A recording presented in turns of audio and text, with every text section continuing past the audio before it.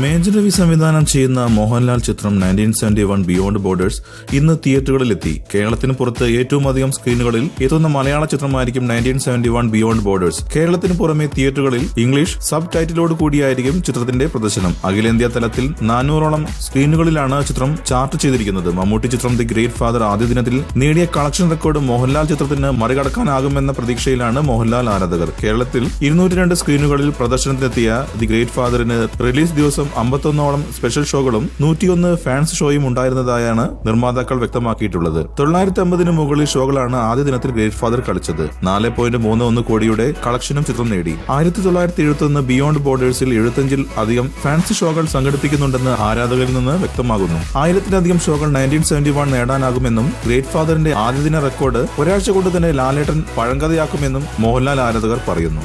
കൂടുതൽ സിനിമാ വാർത്തകൾക്കും വിശേഷങ്ങൾക്കും ഇപ്പോൾ തന്നെ സബ്സ്ക്രൈബ് ചെയ്യൂ മലയാളം ക്രിയേഷൻസ്.